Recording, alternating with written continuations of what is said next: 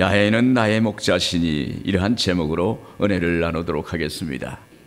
예전에 내 마음의 풍금이라는 영화가 있었습니다. 그때 시골에서는 나이가 먹어서 늦게 학교에 취학할 때였어요. 홍현이라는 사람이 나오는데 홍현이도 그런 케이스였습니다. 어머니가 밖에 나갈 때 빨래를 삶아놓고 나가면서 빨래가 다 삶으면 내려놔라 이렇게 말씀을 하셨는데 동생과 열심히 놀다 보니까 그걸 놓쳐버려가지고 빨래를 태워먹은 것이 많았어요. 그런데 어느 날 마을 입구에 나가 있는데 한 남자 선생님이 마을로 들어오면서 홍현이에게 물어보는 것입니다. 아가씨, 학교가 어디 있습니까? 깜짝 놀랐어요. 자기를 보고 누구도 아가씨라고 불러준 적이 없었는데 이 선생님이 아가씨라고 불러주는 거예요. 그때부터 홍현이는 남자 선생님 앞에 서는 말도 곱게 하고 선모습 같은 행동도 조심하게 되었어요. 혼자 있을 때는 혼자말로 아가씨, 아가씨 하면서 자기를 부르는 거예요. 그런데 놀라운 것은 홍현이가 점점 아가씨가 되어간다는 이야기입니다. 사랑하는 여러분, 우리 주님이 양을 부릅니다. 그때 양은 비로소 반응하는 것입니다. 다윗은 그래서 야훼는 나의 목자시니, 야훼는 나의 목자시니 이렇게 말하는 것입니다.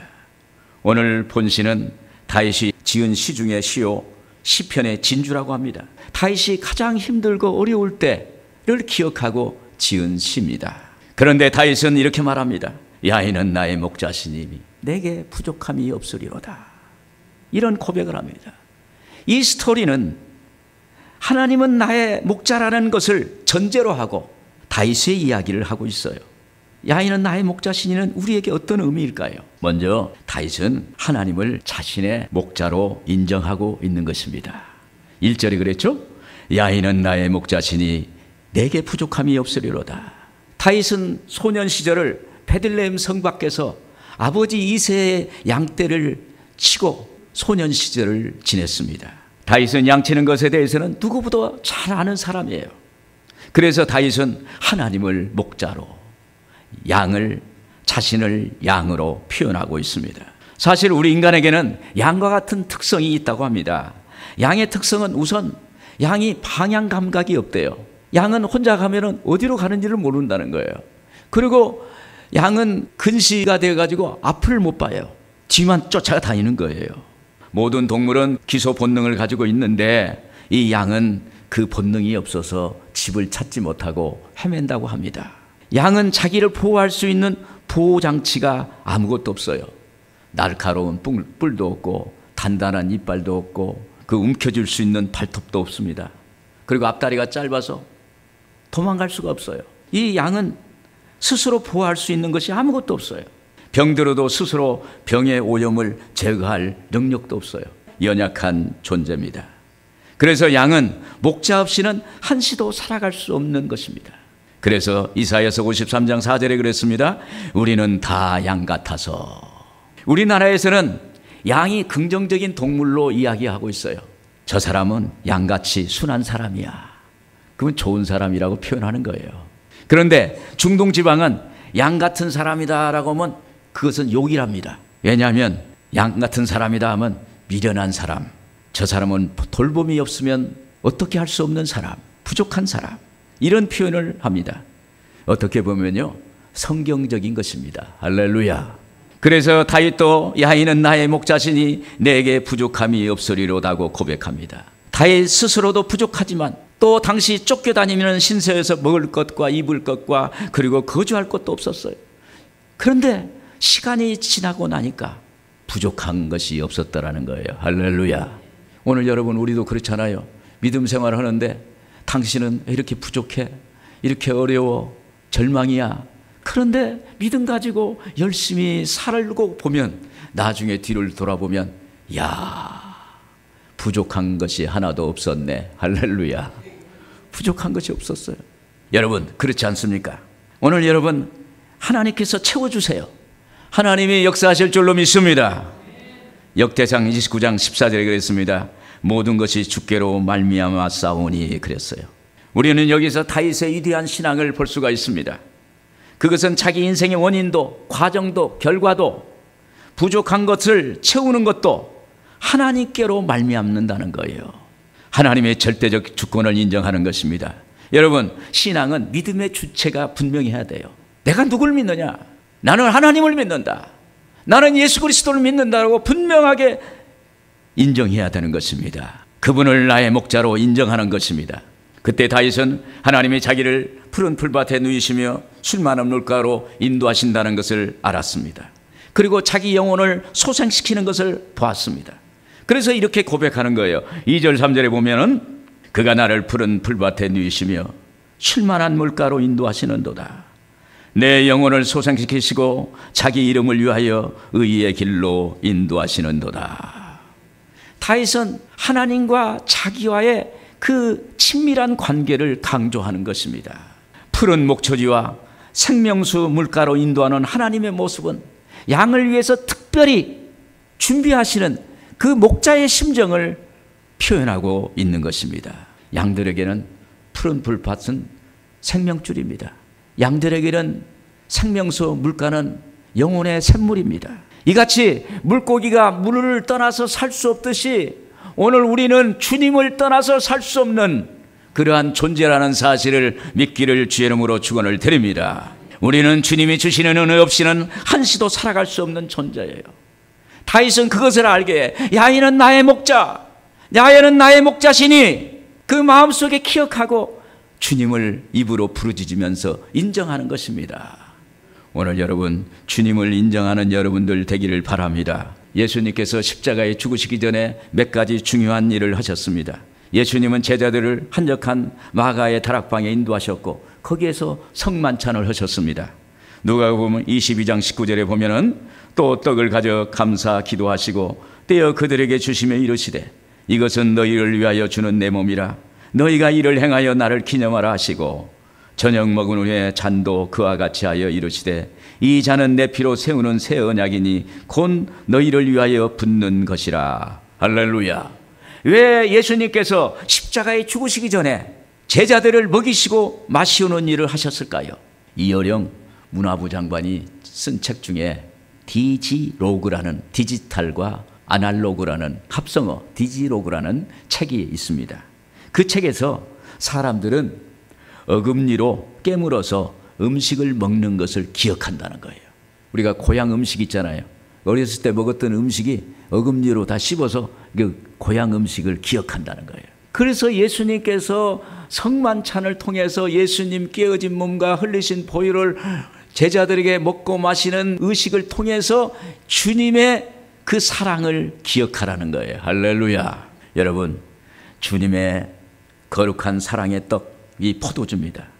이 사랑의 성만찬을 통해서 예수님께서 제자들의 영혼을 소생시키는 역사를 행해 주신 줄로 믿습니다.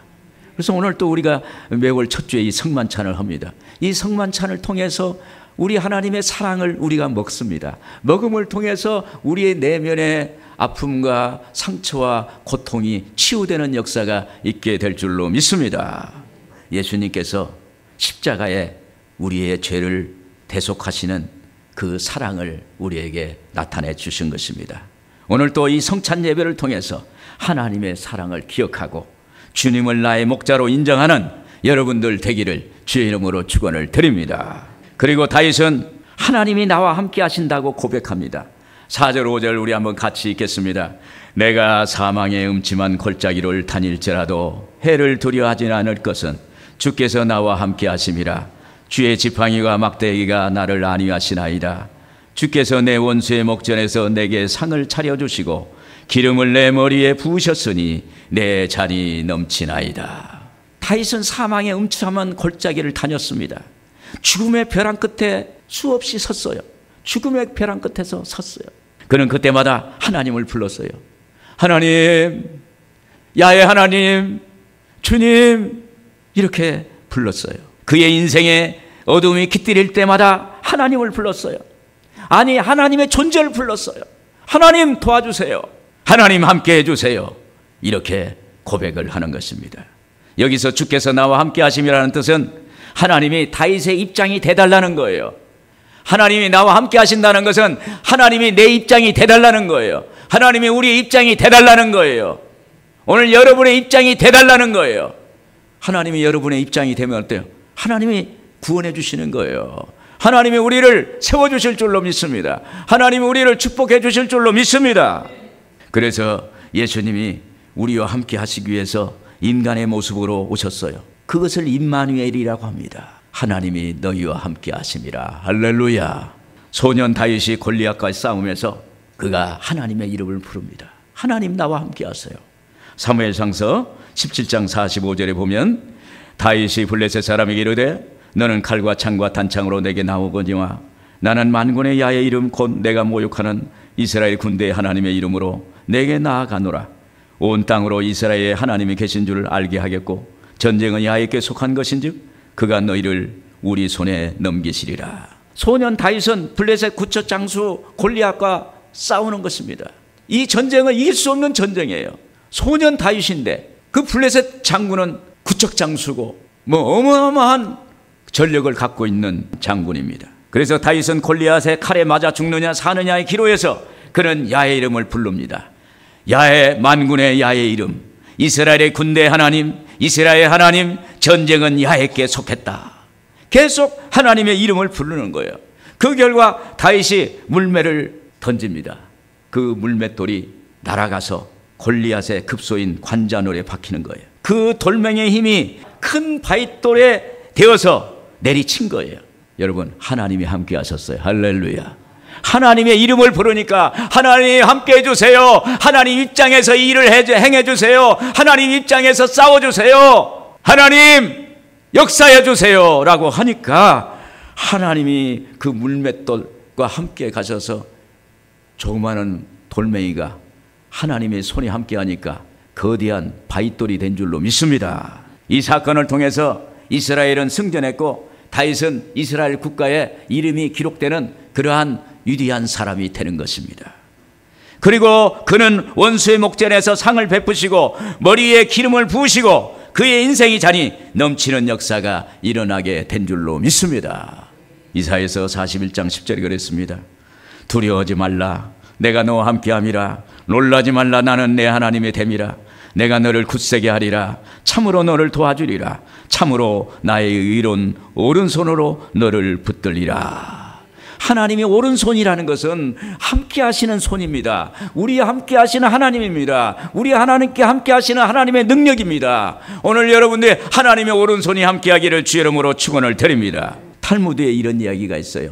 너희 인생이 아무리 어둡다 할지라도 너희 현실이 까만 눈동자와 같이 캄캄하다 할지라도 낙심하지 마라. 절망하지 마라. 오히려 그 어두움을 통해서 밝은 미래를 볼 수 있느니라. 할렐루야. 여러분, 하나님은 흑암 중에 있는 우리에게 큰 빛을 보게 하세요. 이 큰 빛은 예수 그리스도입니다. 주님이 우리와 함께 하십니다. 하나님은 사랑하는 사람에게 음침한 골짜기를 통과하게 하세요.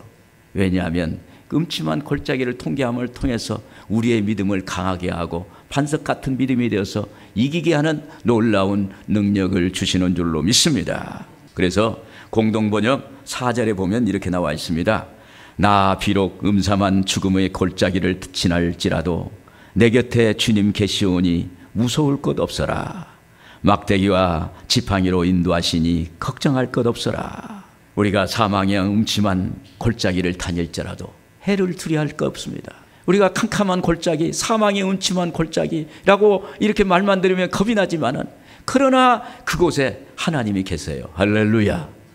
오늘 하나님의 이름을 부르세요. 하나님, 주님, 야훼여. 그때 하나님의 손이, 하나님의 오른손이 여러분들과 함께 하기를 한다는 사실을 믿기를 바랍니다. 예전에 기도원에서 상담 사역을 할 때였습니다.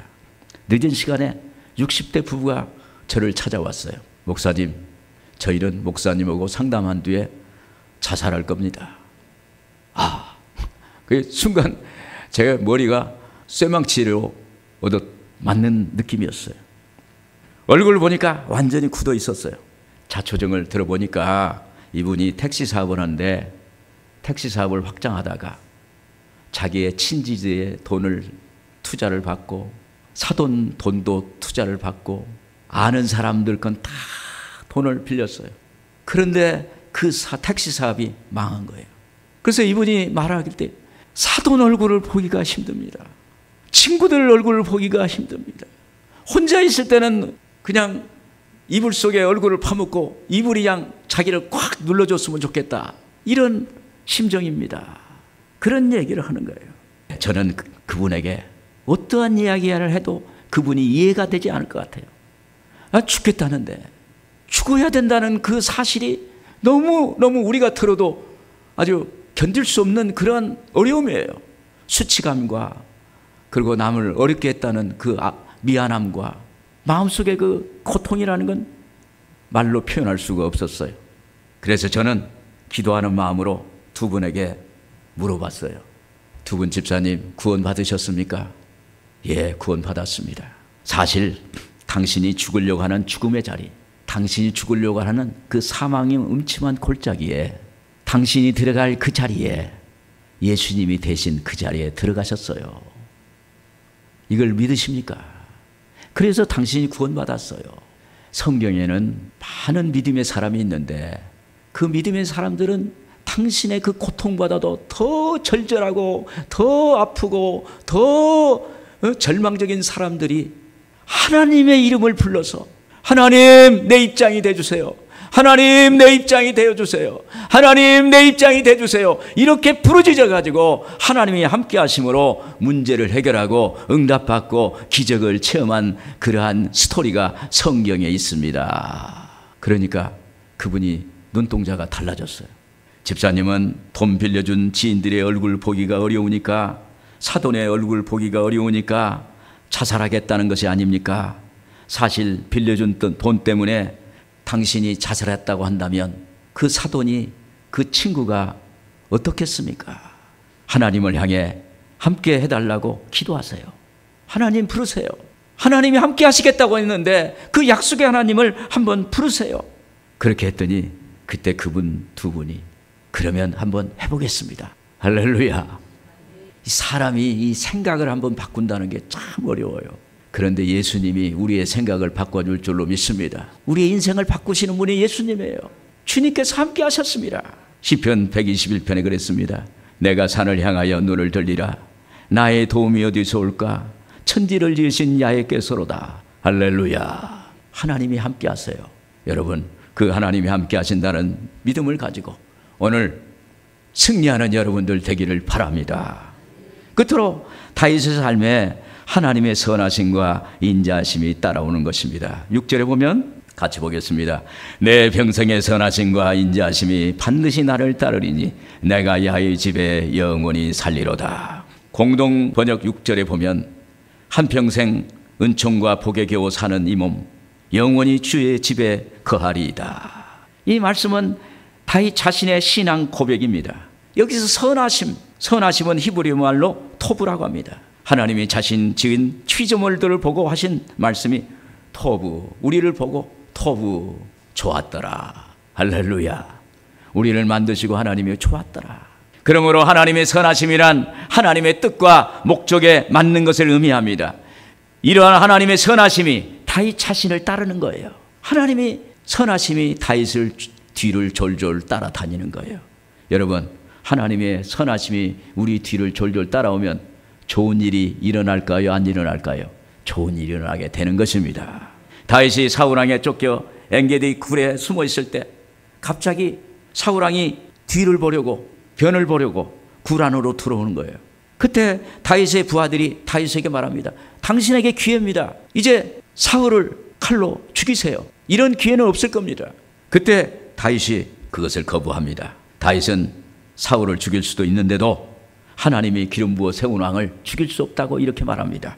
사무엘상서 24장 6절에 자기 사람들에게 이르되 내가 손을 들어 야훼의 기름 부음 받은 내 주를 치는 것은 야훼께서 금하시는 것이니 그는 야훼의 기름 부음 받은 자가 됨이라. 할렐루야. 이렇게 기름 부음 받은 자를 하나님이 세운 사람은 하나님이 책임지라고, 나는 손을 댈 수 없다고 이렇게 이야기를 합니다. 이것이 바로 다윗의 뒤에 하나님의 선하심이 뒤를 따라가는 거예요. 그때 나중에 다윗에게 사울 왕으로부터 위협을 당하고 나중에는 아들 압살롬의 반역에 이르기까지 다윗에게 하나님의 선하심이 뒤를 따라오니까 하나님이 다윗을 보호해 주시고 다윗이 왕이 되게 하는 놀라운 은혜를 베풀어 주신 줄로 믿습니다. 여러분에게도 하나님의 선하심이 여러분의 뒤를 따르기를 소원을 하세요. 하나님이 선하심이 내 뒤를 따라올 줄로 믿습니다.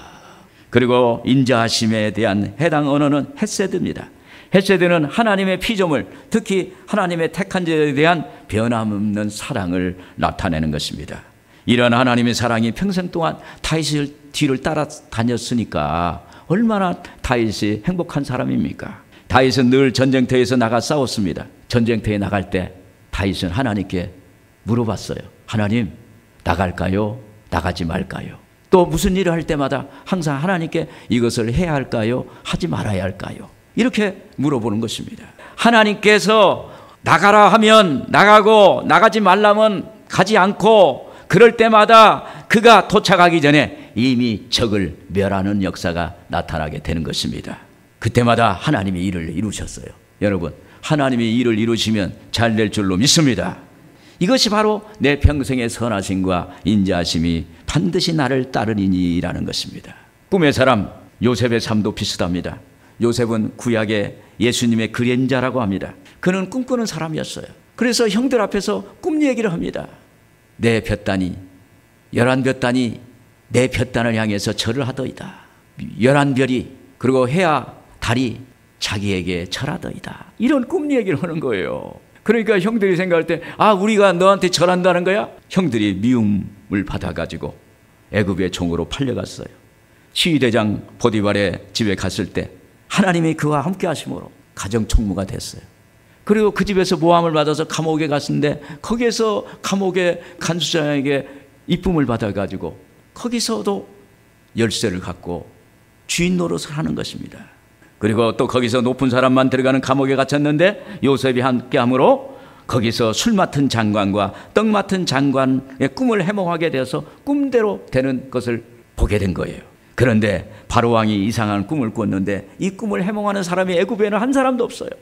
그때 술 맡은 장관이 나타나서 왕 앞에 나가서 자기 꿈을 해몽한 사람이 있는데 그 요셉의 꿈 해몽이 맞더라. 한번 왕께서도 요셉을 불러서 한번 왕의 꿈을 해몽하는 것이 어떻겠느냐.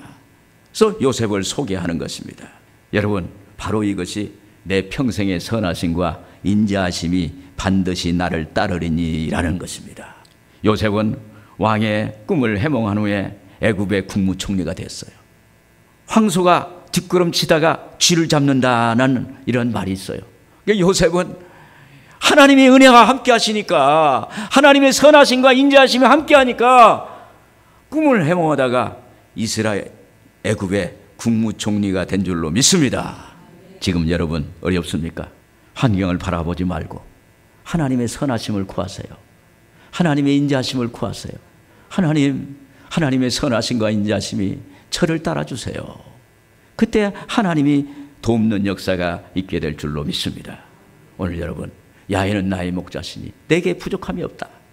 이 고백이 오늘 여러분 우리의 고백이 돼야 돼요. 야훼 하나님을 나의 목자로 인정해야 되는 겁니다. 어떤 상황에서도, 어떤 어려움에서도, 어떤 환경에서도 야훼는 나의 목자, 야훼는 나의 목자. 목자 되신 하나님 감사합니다. 그리고 하나님이 나와 함께 해주세요. 하나님 나와 함께 해주세요. 야훼 하나님을 부를 때 여러분 놀랍게 역사하세요. 하나님의 이름을 불러보세요. 주여 응답하실 줄로 믿습니다. 오늘 여러분에게 하나님의 선하심과 인자하심이 함께 하셔서 여러분들이 야훼의 집에 영원히 거하는 여러분들 되기를 주의 이름으로 축원을 드립니다.